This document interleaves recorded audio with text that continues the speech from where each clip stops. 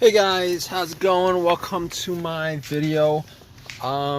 Just want to tell you guys what happened a couple of days ago with my car. So basically, I just want to tell you guys how I fixed the issue.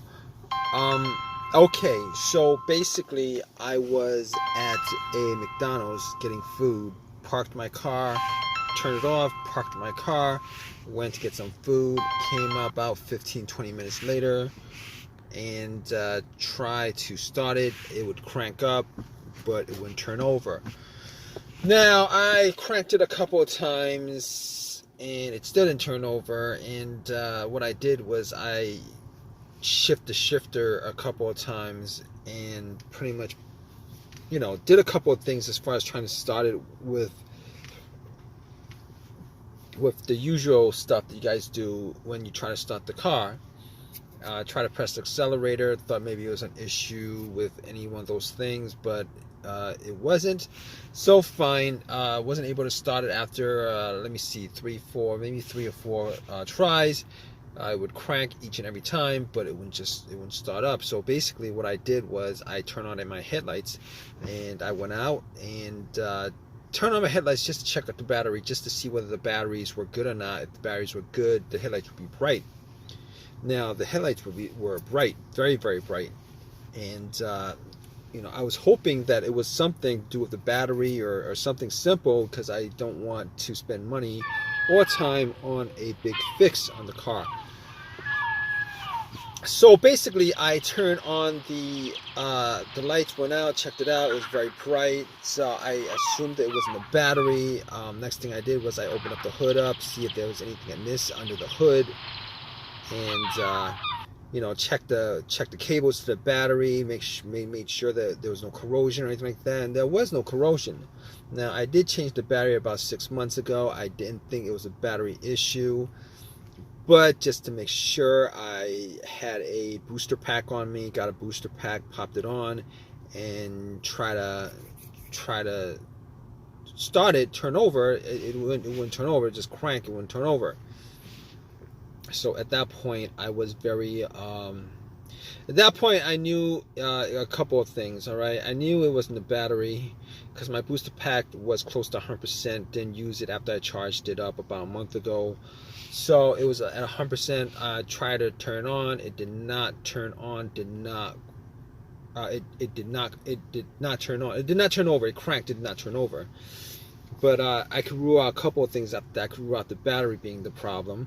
I could rule out the alternator being the problem, but I didn't think it was the alternator to begin with. I ruled out the alternator anyway, because normally if it was the alternator, your car would have died on the road while the engine was on, because the alternator wouldn't be charging the battery, and then the battery would die, and then your car would die. But putting cables onto the battery would have jump started the car, and then once you take it off, the car would die.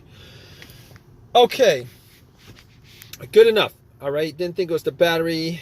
Ruled out the battery, ruled out the alternator, ruled out, and here's the thing, I also ruled out the ground wire, because sometimes if the ground wire is it's either loose or not grounded to the frame properly, where rust is in the way, debris or something like that, it would cause a bad connection, and that would cause sometimes it would cause to crank but not start. But normally in those situations, the weak connection would cause the car to slow crank and not start. But thing about it is, the car cranked up very strong each and every time. So I didn't think it was the ground wire, but I double checked anyway, just in case. If you guys don't know what the ground wire is, the ground wire is the wire, the negative cable of your, that connects to your battery.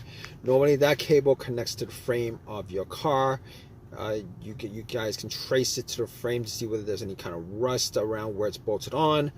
But I didn't see any amount of evidence that there was, that it was obstructing any kind of electricity,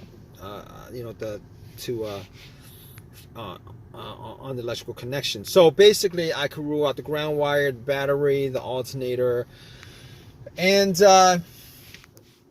On top of that, I thought to myself, well, here's the thing. There was no check engine light. There was no check engine light on the dash. So basically, because there was no check engine light, I could probably, at that point, I was ruling out like everything else that had a sensor that could be causing this issue. Basically, if there was a check engine light, I might, obviously I have an OBD2. I would have, I did actually put in the OBD2. But let me just tell you guys what happened. All right, there was no check engine light. I haven't had a check engine light on this vehicle for the longest time.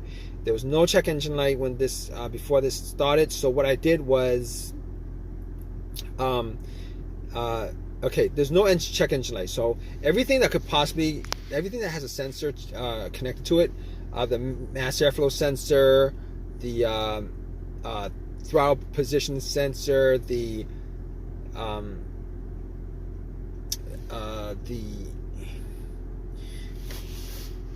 throttle body, crankshaft, camshaft, everything that could possibly have a code that could trigger the check engine light, I pretty much ruled that out. But I have a $20 OBD2 reader that I bought from Walmart. You guys don't know what that is. It's a very cheap OBD2 that I got from Walmart in the auto section. Popped it in. Another thing that could cause it is if there was some kind of connection issue between the car's computer and the car itself, the car's ECM, which is the car's computer. So I plugged it in just to make sure that's not the case. So if the scanner scans everything, gives you a readout on the screen, that pretty much means that there is a connection from the car to the computer, because if there wasn't, the OBD2 would not be reading it. It would tell you that it would stop at some point, tell you that it could not finish the analysis. But it finished the analysis. It gave me no codes whatsoever. Went through everything. So basically, I pretty much ruled out all those other causes that possibly could cause it. Mass airflow sensor, camshaft, crankshaft, throttle position sensor, anything else that could cause it, I pretty much ruled those out as a result of there not being a check engine light on the dash itself. Ruled it all out. Okay, so also ruled out the computer having issues with connecting to the car, where it would just crank up but nothing else would happen as far as firing it up and stuff like that. So ruled out all those things. So at this point, I was like, maybe I knew what it could possibly be. I had a guess. If I had a guess, I could give it a good guess of what it could possibly be. It could be a fuse, the ignition, the fob key, the relays. So obviously, knowing that, I did do deductive reasoning, not deductive reasoning, but deductive testing.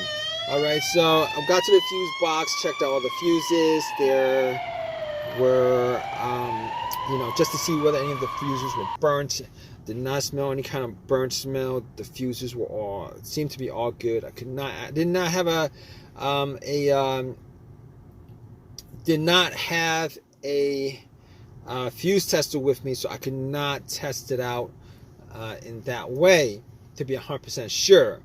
So I was looking at the relay and thinking it maybe could be the fuel pump relay.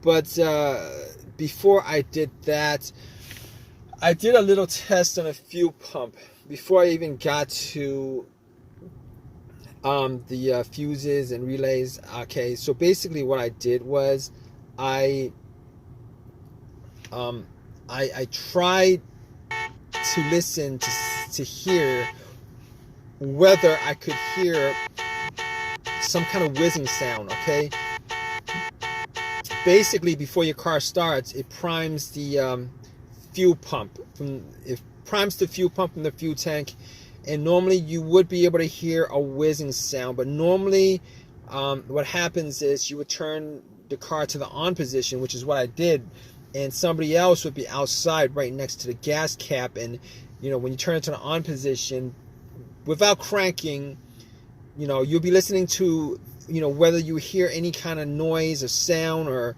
some kind of whizzing sound, motorized sound coming from there.